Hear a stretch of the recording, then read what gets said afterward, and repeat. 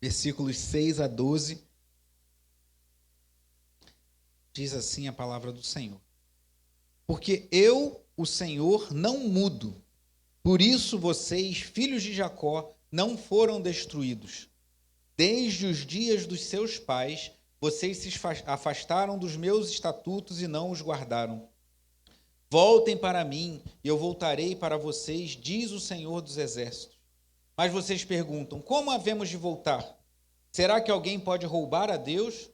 Mas vocês estão me roubando e ainda perguntam, em que te roubamos? Nos dízimos e nas ofertas. Com maldição vocês são amaldiçoados, porque estão me roubando vocês, a nação toda. Tragam todos os dízimos à casa do tesouro, para que haja mantimento na minha casa. Ponham-me à prova nisto, diz o Senhor dos Exércitos, se eu não lhes abrir as janelas dos céus e não derramar sobre vocês bênção sem medida. Por causa de vocês, repreenderei o devorador, para que não consuma os produtos da terra, e não deixarei que as suas videiras nos campos fiquem sem frutos, diz o Senhor dos Exércitos. Todas as nações dirão que vocês são felizes, porque vocês serão uma terra de delícias, diz o Senhor dos Exércitos. Oremos mais uma vez. Pai amado e bendito, louvado seja o teu nome, Senhor, pelo perdão dos nossos pecados, pela tua graça, porque o Senhor conhece todas as coisas. Estamos aqui para te adorar, para aprender mais do Senhor.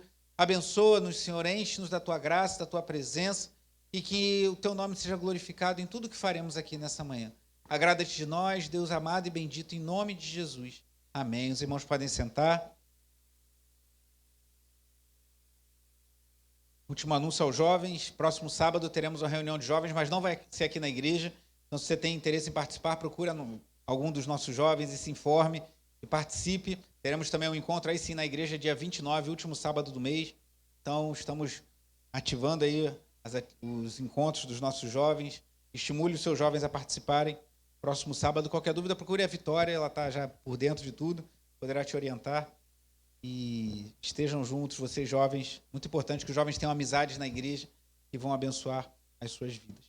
Amados irmãos, queria falar de dois momentos na vida do povo de Deus, um no Antigo e um no Novo Testamento, que poderíamos traçar vários paralelos, várias características comuns, mas eu queria chamar a atenção para uma. São dois momentos que, a princípio, não parecem ter muita relação. O primeiro é a Páscoa celebrada pelo rei Ezequias, segundo o relato de 2 Crônicas 30 e 31. O rei Ezequias promoveu uma grande reforma em Judá e celebrou uma Páscoa que foi celebrada de uma forma como não era há muitos anos, e o povo ficou feliz, celebrando, servindo ao Senhor. E o segundo episódio, no livro de Atos dos Apóstolos, quando a igreja, que alguns chamam de igreja primitiva, estava reunida para cultuar a Deus, para servir a Deus, após a descida do Espírito Santo no dia de Pentecostes, um momento de celebração, um momento de grande evangelização, um momento de perseguição também, uma perseguição ainda mais branda, depois se acentuou. Mas o que pode ter em comum, além de muitas coisas que poderíamos traçar, como a ênfase na pregação da palavra de Deus, na oração, em honrar os mandamentos do Senhor? Vamos ver juntos. Vá comigo em 2 Crônicas, capítulo 30. Faremos uma leitura um pouquinho mais longa do que costumo fazer na introdução de uma mensagem, mas eu creio que será pertinente nesse dia. Volte sua Bíblia lá para 2 Crônicas, antes de Esdras, capítulo 30. O contexto é da Páscoa celebrada pelo rei Ezequias.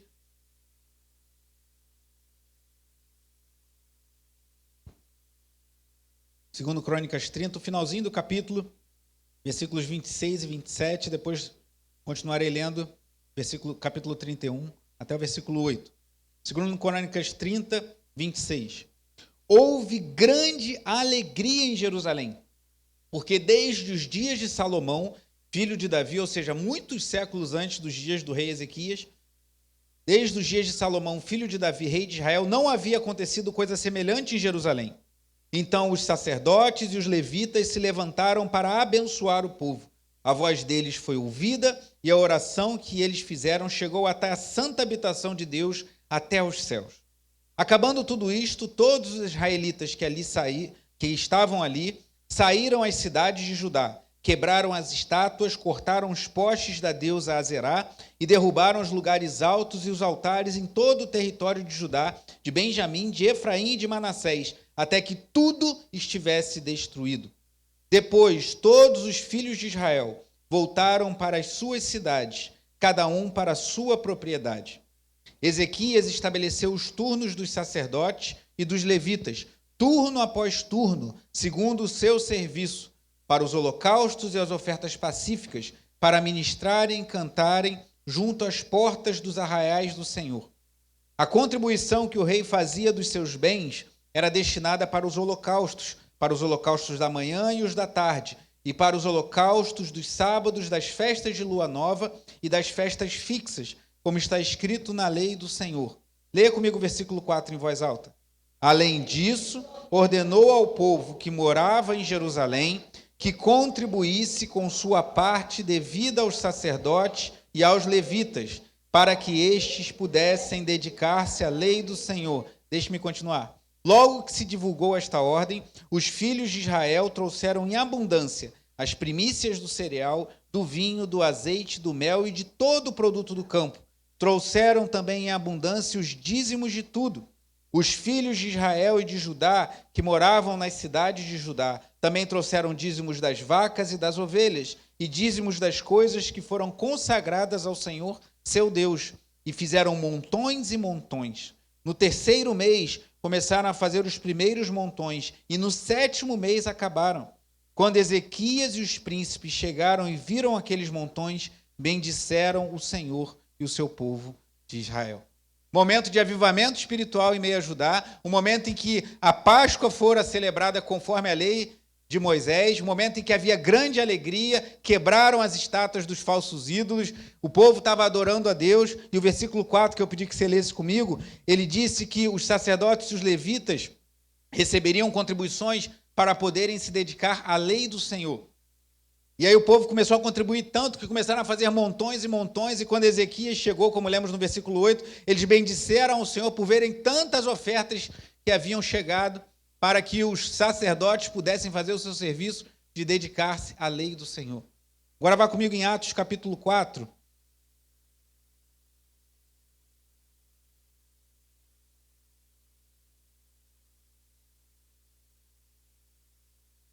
Atos 4, a partir do versículo 32.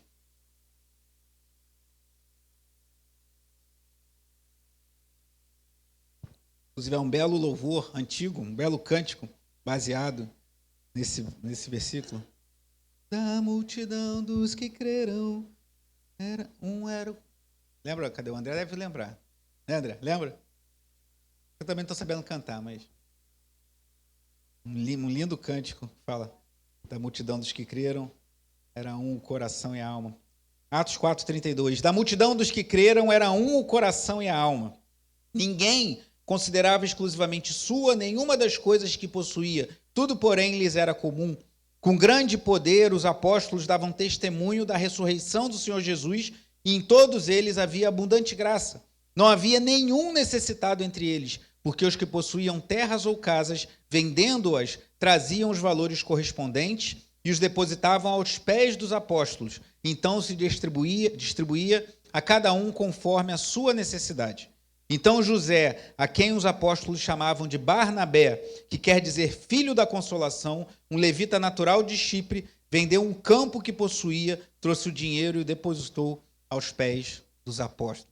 Assim como nos dias de Ezequias, mas agora aqui no Novo Testamento, há uma ênfase na pregação da palavra de Deus, assim como os levitas e sacerdotes haviam sido separados para oficiarem o serviço a Deus no templo, agora os apóstolos estavam pregando com grande poder, testemunhando da ressurreição do Senhor Jesus, e a igreja estava contribuindo para que não existisse necessitados entre elas, até porque no contexto aqui de Atos, os judeus, quando se convertiam a Cristo, eram expulsos de sua casa e às vezes perdiam a sua casa, perdiam sua família, perdiam seu emprego, que muitas vezes, normalmente os empregos eram familiares, o filho seguia a profissão do pai. Então, de uma hora para outra, a pessoa se rendia a Cristo, era expulsa da sinagoga, onde também às vezes eles tinham negócios que travavam nas sinagogas, perdiam sua casa, perdiam seus bens, perdiam suas famílias, perdiam seu emprego, ficavam sem nada, e a igreja se cotizava para que pudessem esses irmãos não deixarem de ser assistidos.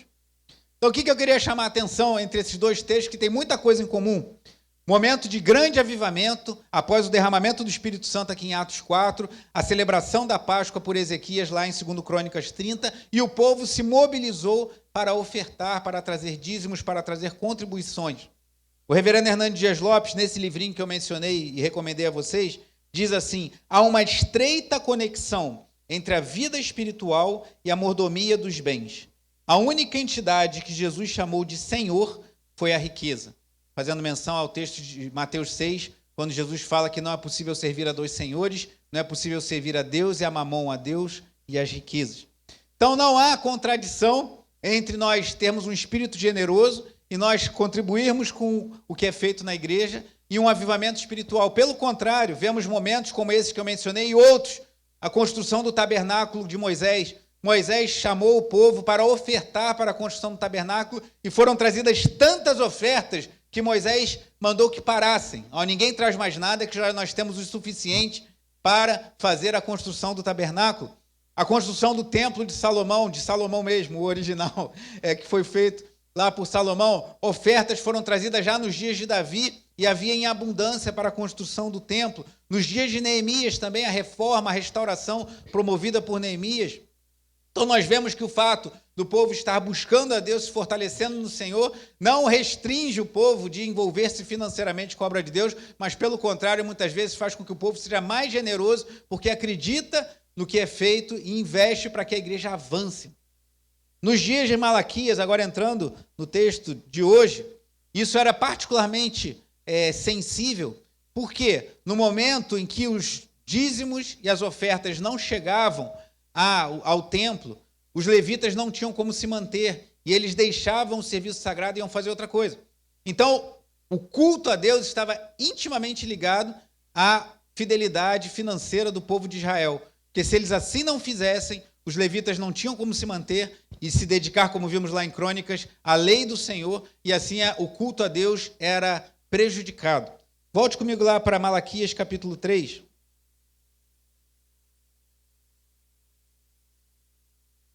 Como temos visto ao longo das 7 mensagens que eu falei até aqui sobre Malaquias, Malaquias não é um livro sobre dízimo e oferta.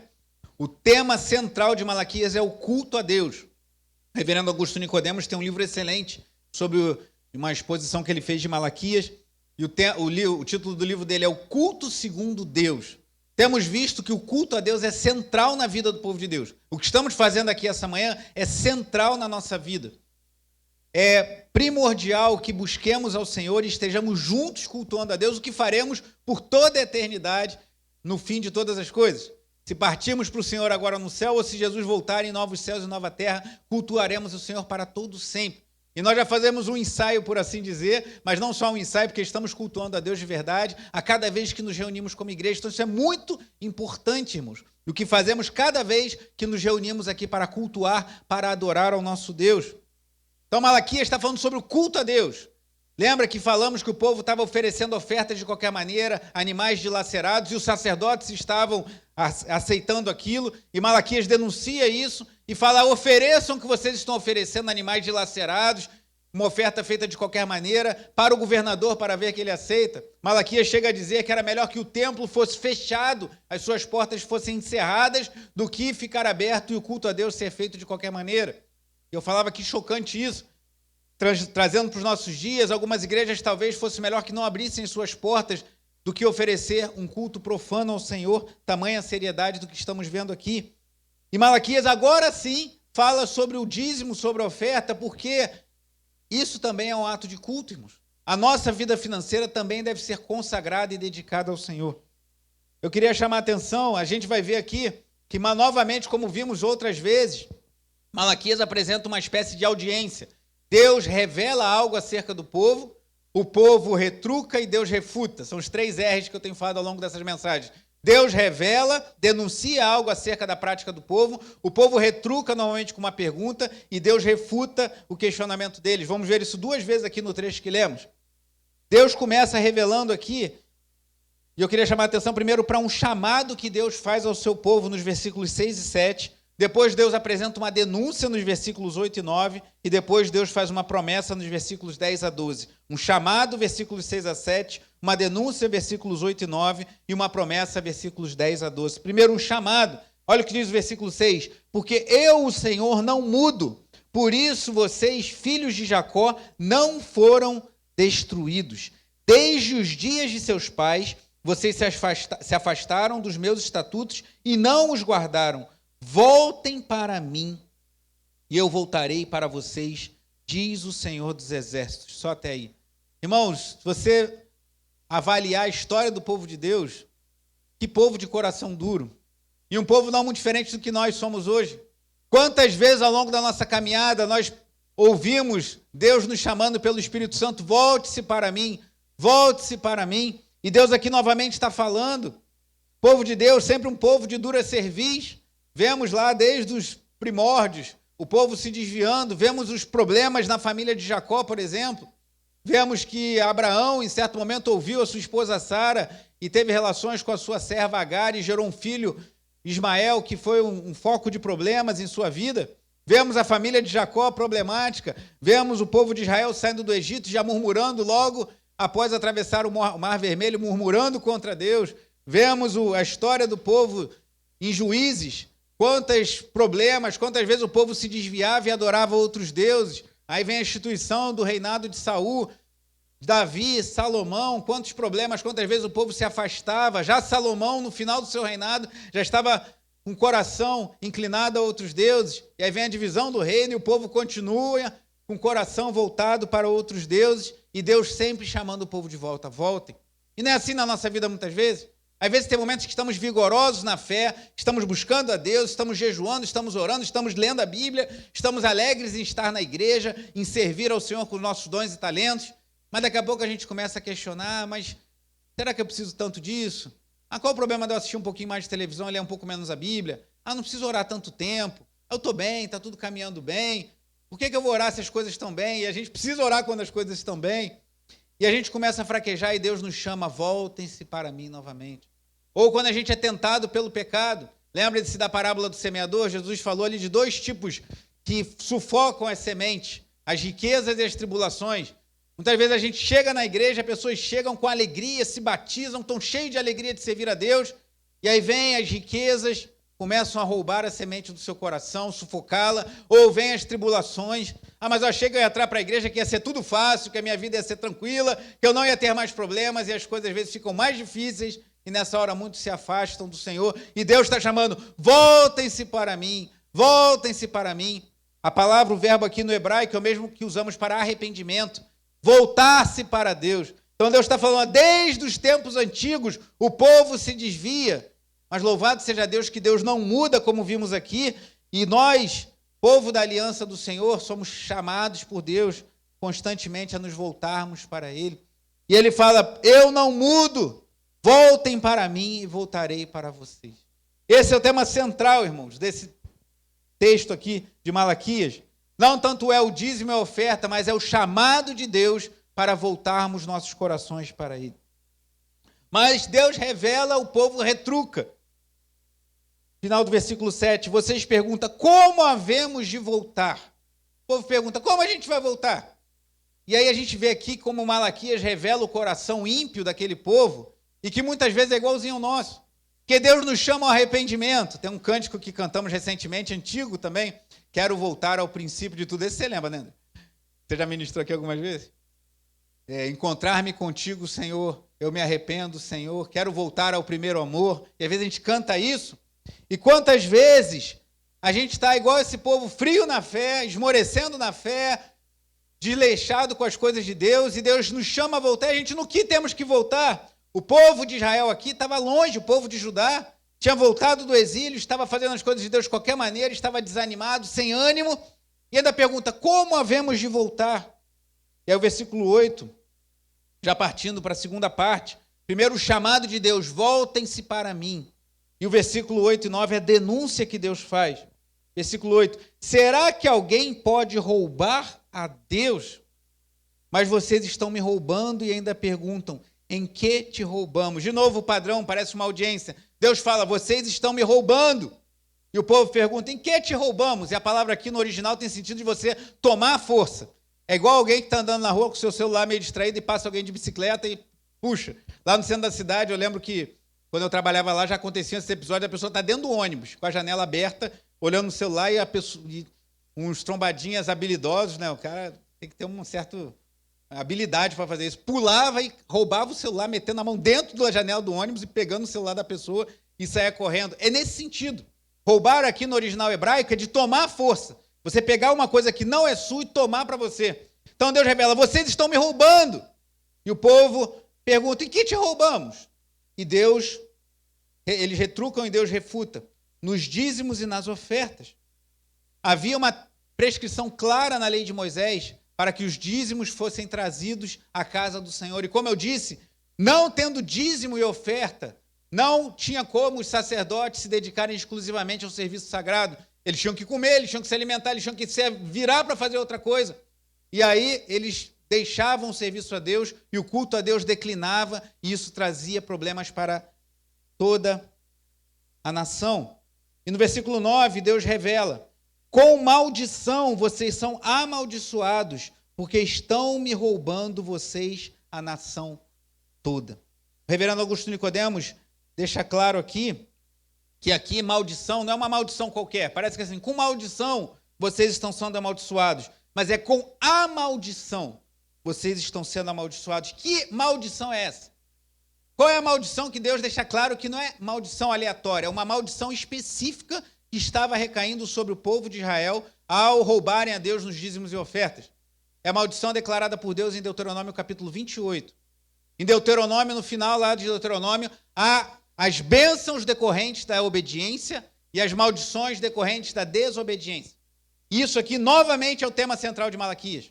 Não é quanto você coloca no gasofilácio, não é se você dá os centavos dos seus dízimos, a conta precisa, ou se você dá um pouco a mais ou um pouco a menos, ou se você se engaja em alguma atividade ou alguma demanda financeira da igreja ou não, mas é o coração se está disposto a obedecer a Deus ou não. E quando obedecemos ao Senhor, quando estamos dispostos a obedecer a Deus de todo o coração, somos alvos de suas bênçãos. E quando desobedecemos, somos alvo da sua maldição. É isso que está claro em Deuteronômio capítulo 28. Vá comigo até lá, por gentileza.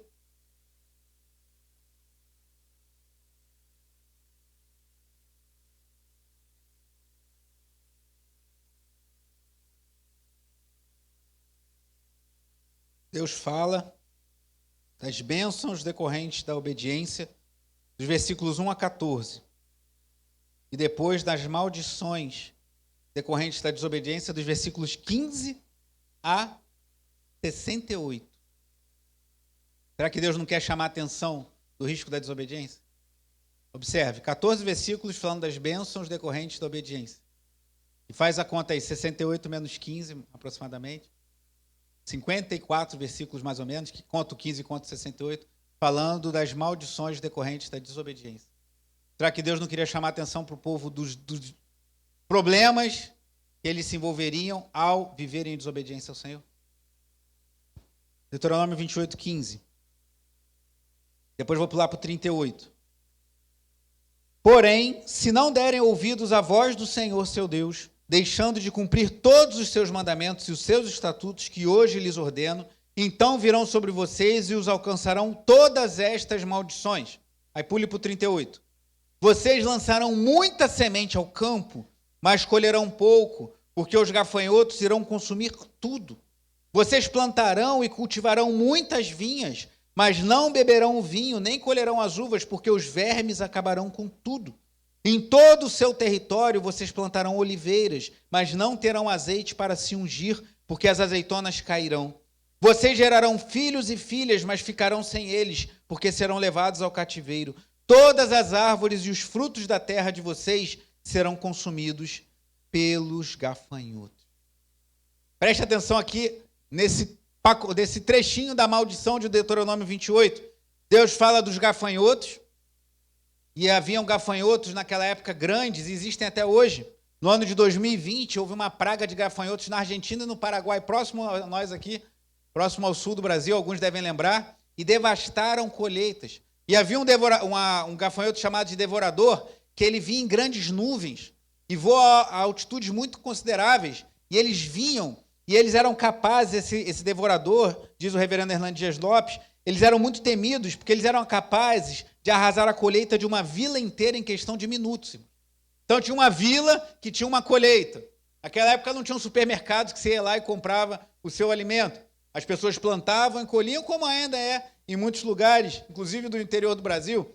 Então tinha a sua colheita toda lá, uma vila estava com a sua colheita feliz e contente, lá fazendo tudo certinho. De repente, de uma hora para outra, vem aquela nuvem de gafanhotos, devoradores, e eles em minutos devoravam a colheita de uma vila inteira. E eles eram muito temidos. E Deus está falando, olha, se vocês não forem fiéis, os gafanhotos irão consumir tudo. Deus fala dos gafanhotos, depois no versículo 39 fala das vinhas, e o vinho era muito utilizado no Antigo Oriente, era de grande valor, é usado hoje também, mas antigamente tinha valores medicinais, e era de grande valor na alimentação, não só o vinho, mas a uva, uvas passas, até hoje consumimos, lá eles consomem muito, então as uvas eram de grande valor para aquele povo. Ele fala dos gafanhotos, que iam consumir tudo, falam das vinhas, falam das oliveiras, o azeite também muito usado, e depois fala dos filhos da descendência sendo levada cativa. Então essa é a maldição que recai sobre aqueles que desobedecem a Deus no contexto da antiga aliança e que há muitos paralelos com o contexto da nova aliança. Volte a Malaquias.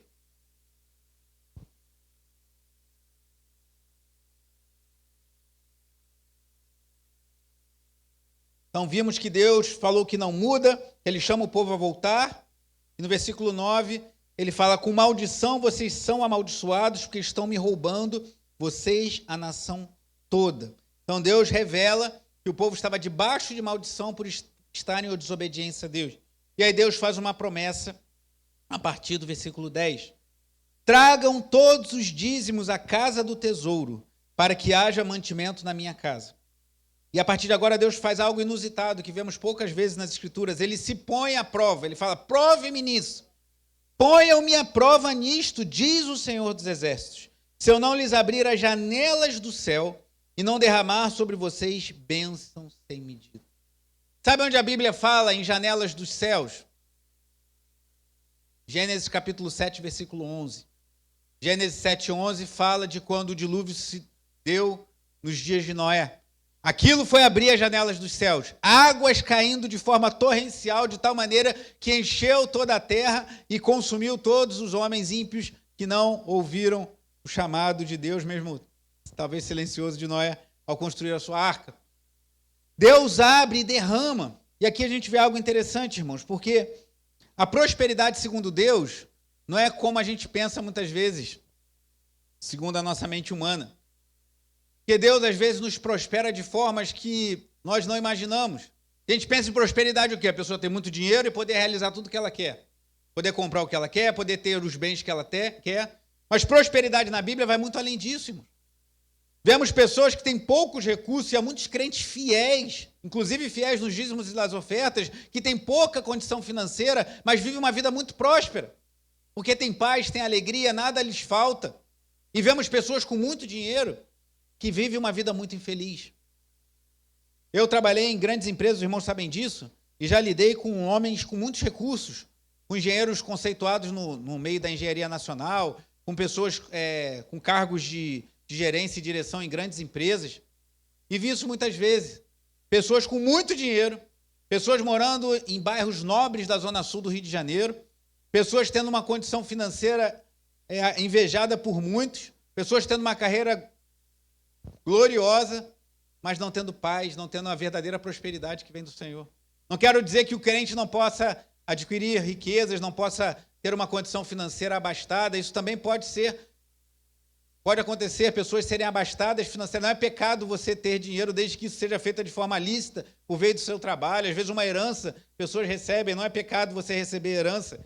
Quem é contra a propriedade privada é o comunismo, não é a palavra de Deus. A palavra de Deus deixa clara desde o início que a propriedade privada é algo que deve ser preservada.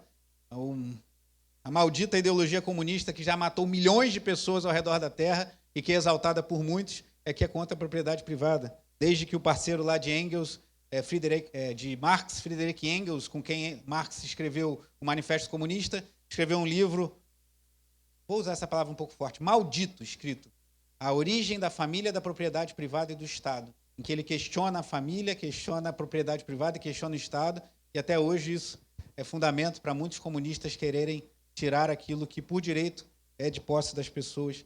Que Deus tenha misericórdia de nós. Não é pecado você ter bens, você ter propriedades, desde que você tenha um coração generoso, temente e obediente ao Senhor. A Bíblia não condena isso. Agora, muitas vezes você não vai ter tantas riquezas, não vai ter uma vida tão abastada, mas você vai gozar de uma paz, de uma alegria, que às vezes as pessoas que têm muitos recursos não têm. Então Deus fala, eu vou abrir as janelas dos céus. E o que significa isso, irmãos? Deus vai fazer coisas que a gente não imagina. O que Noé fez? Ele obedeceu a Deus, ele entrou na arca, Deus fechou a porta por fora e caiu uma chuva que ninguém podia imaginar que caísse. Então Deus vai providenciar de formas que a gente não imagina.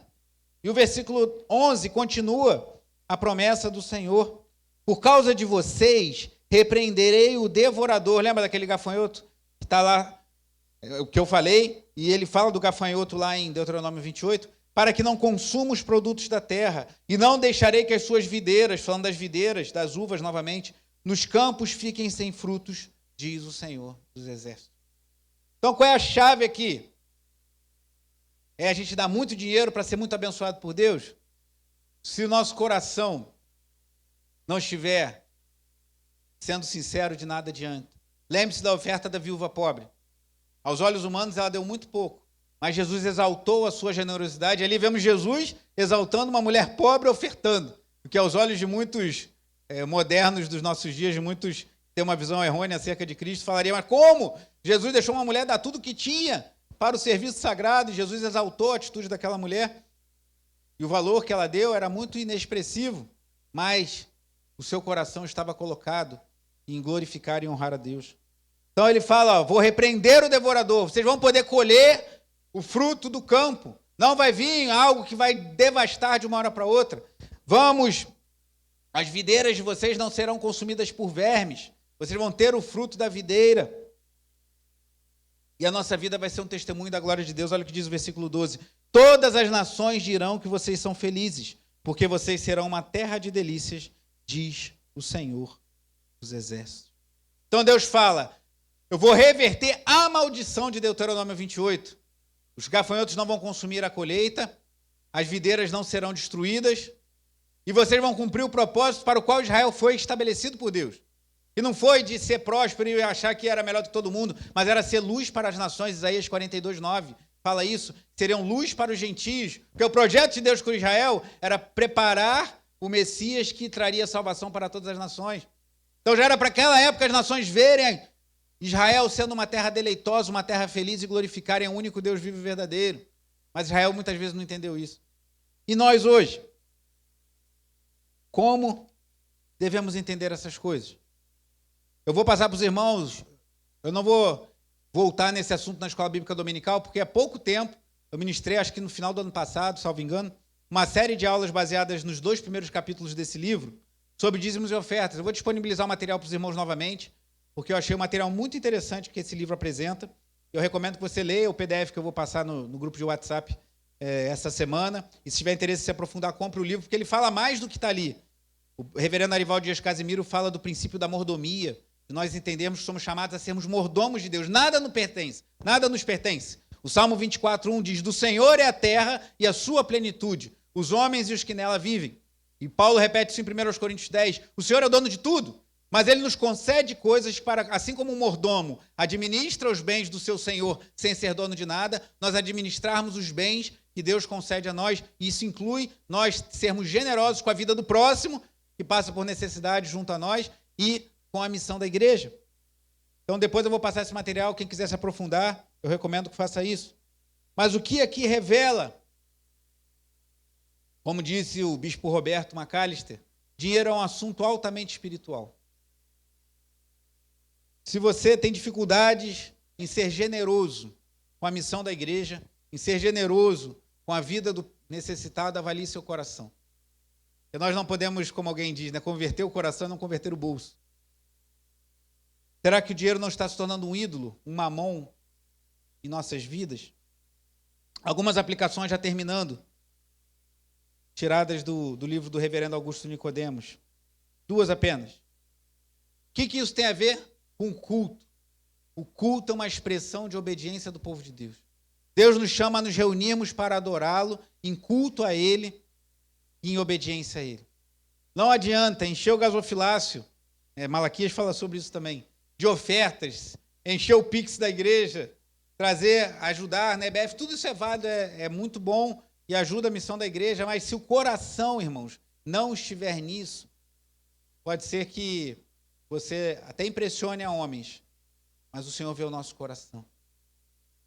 Agora, por outro lado, não se deixe iludir pelo sentimento, mas se Deus vê o coração, então Ele sabe que eu estou em dificuldade, deixa o outro ofertar com uma situação melhor. Se esforce, seja fiel a Deus. Porque o primeiro ponto, culto é uma expressão de obediência. E o segundo, a obediência a Deus gera bênçãos em nossas vidas e a desobediência gera maldições.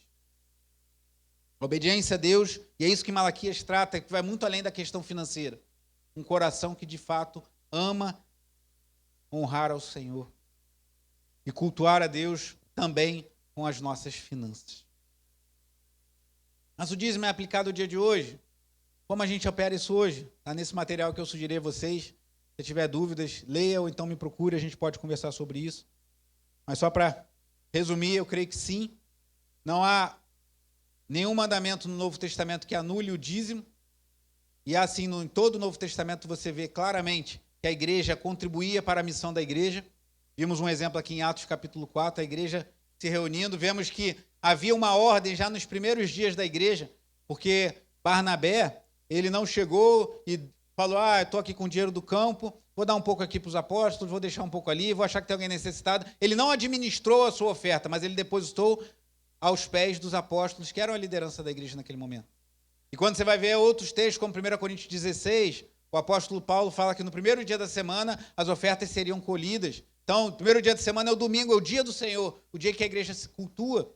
Então, vemos que no Novo Testamento há orientações sobre isso. Vemos Paulo falando a Timóteo sobre o recolhimento de ofertas e a distribuição delas. Isso é algo que está no Novo Testamento. E se nós temos uma referência forte no Antigo acerca do dízimo, por que no Novo Testamento seria diferente? Na verdade, eu tenho uma opinião pessoal, que no Novo Testamento, quando alguém te fala, o dízimo não está no Novo Testamento, talvez você possa responder assim, sim, é verdade, porque no Novo Testamento a gente não deve dar só 10%. Aí logo a pessoa vai pensar 2 vezes e continuar conversando contigo. Porque no Novo Testamento o desafio é muito maior. A igreja não é chamada a ministrar num templo, numa cidade, para um povo, Jerusalém, no templo ou no tabernáculo. A igreja é chamada a investir para que o evangelho seja pregado em todas as nações. Então, quando alguém falar para você assim, o dízimo não é do Novo Testamento, fala, é verdade, então eu sugiro que você dê o dízimo na sua igreja, honre a igreja onde você congrega, que é como o próprio Hernando Dias Lopes diz, é muito hipócrita quem frequenta uma igreja e é contra o dízimo e contra a oferta, porque se vale das instalações da igreja e acha que esse dinheiro vem de forma milagrosa dos céus. A gente chega na Light e fala, não, a gente é cristão, nós somos uma igreja, a gente não precisa pagar a conta de luz, não. Mas, independente disso, nós precisamos honrar ao Senhor de todo o coração e entender. E a bênção nisso também.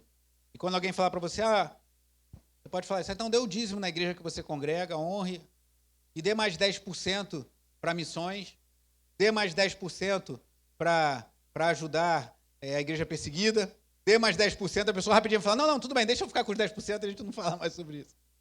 Então é uma referência forte no Antigo Testamento e no Novo Testamento.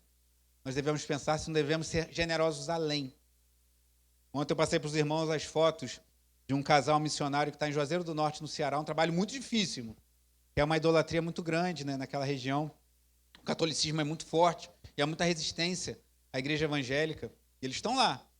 Perderam uma filha, né, ela estava grávida de gêmeos, no parto uma das bebezinhas veio a óbito e a outra ficou internada há muitos dias, mas está bem, está se recuperando. Estão lá pregando o evangelho. Mas como eles vão se manter? Vai mandar o povo de Juazeiro do Norte, que muitos não queriam nem que eles estivessem lá, mantê-los? Ou a igreja que vai investir para que esse casal continue pregando o verdadeiro evangelho no lugar que necessita? Pense sobre isso. Pense sobre ofertas, pense sobre generosidade e avalie o seu coração. O próprio Cristo disse: onde estiver o seu tesouro, estará o seu coração. Se o dinheiro for o seu tesouro, seu coração estará nisso. E honre a Deus. Tenha alegria. Seja generoso com a igreja, mas também com o próximo. Às vezes Deus vai colocar... eu tenho tido o hábito de quase todas as compras que eu faço, comprar alguns mantimentos e trazer para cesta básica. Faça isso, vai comprar, fazer suas compras do mês, ou foi no mercado, compra 1 quilo de feijão, 1 quilo de arroz, coloca aí. Sempre que chega alguém aqui necessitado de mantimentos, a gente doa. Mesmo que não seja membro da igreja, a gente entende que a nossa obrigação maior é suprir, primeira, os necessitados da própria igreja. Mas chega alguém, a gente não vai lá pedir para ir na casa da pessoa, abrir a despensa para ver, está precisando mesmo, pode levar. Se a pessoa estiver enganando a igreja, ela dará contas a Deus. Mas seja generoso, abra seu coração e creia que Deus nos chama a nos voltar para Ele, que Deus denuncia quando o nosso coração não é íntegro diante dEle e que Deus promete nos abençoar de formas maravilhosas quando nós os obedecemos, inclusive na vida financeira. Feche seus olhos, vamos orar.